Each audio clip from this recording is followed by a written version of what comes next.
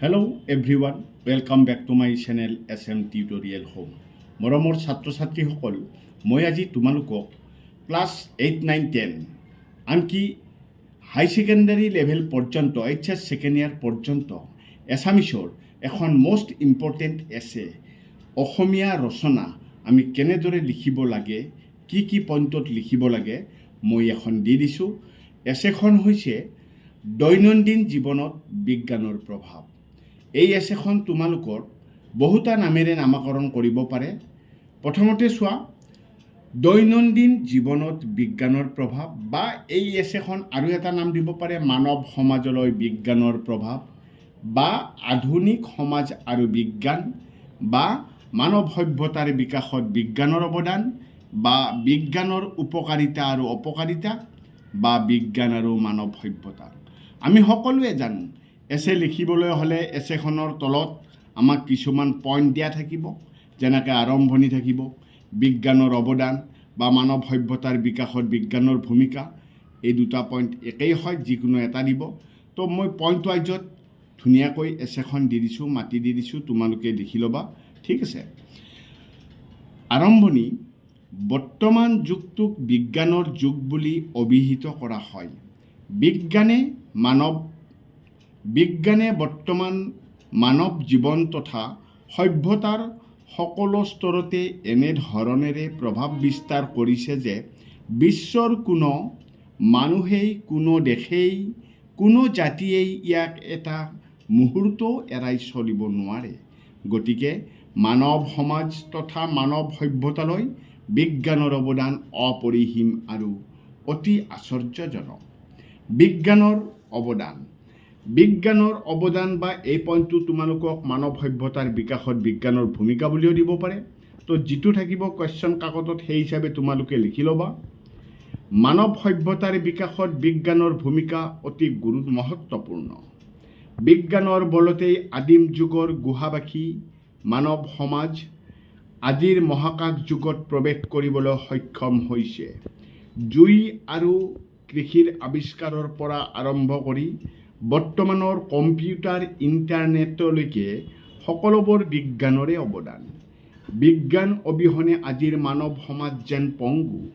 আমি পুৱা শুৱাপাটিৰ পৰা উঠি দাঁত মাজিবলৈ লোৱা ব্ৰাছডালৰ পৰা আৰম্ভ কৰি ৰাতি শুৱাপাটিত শুই পৰালৈকে প্ৰতিটো মুহূৰ্ততে বিজ্ঞানৰ লগত জড়িত হৈ থাকোঁ। দৈনন্দিন জীৱনত ৰন্ধা বঢ়াৰ বাবে ব্যৱহাৰ কৰা ৰন্ধন গেছ,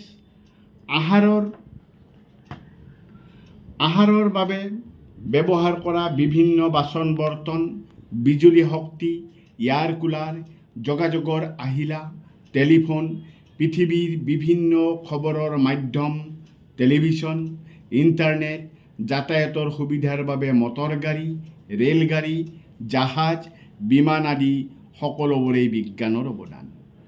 বিজ্ঞানৰ অপকাৰ, বা কেতিয়াবা এই অপশ্যনটো বিজ্ঞানৰ কুপ্ৰভাৱ বুলিও দিব পাৰে। বিজ্ঞানে মানৱ সমাজলৈ সুখ শান্তি কঢ়িয়াই আনিছে, যদিও ইয়াৰ অপপ্ৰয়োগৰ ফলত মানৱ সমাজৰ অপকাৰো হৈছে। বিজ্ঞানে মানুহক অভাৱনীয় ধ্বংসাত্মক শক্তিৰ অধিকাৰী কৰি তুলিছে।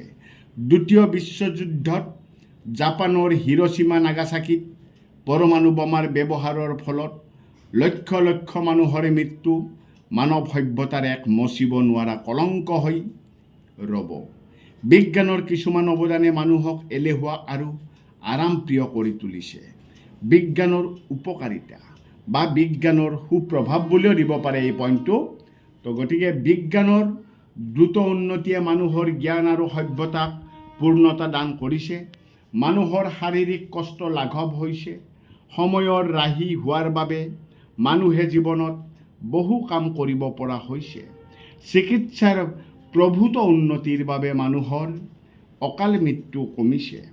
মুঠতে বিজ্ঞানে মানুহৰ দৈনন্দিন জীৱনক এনেদৰে আগবঢ়াই নিছে যে মানুহে জীৱনত একেবাৰে অসাধ্য কামকো সাধন কৰি দেখুৱাব পৰা হৈছে।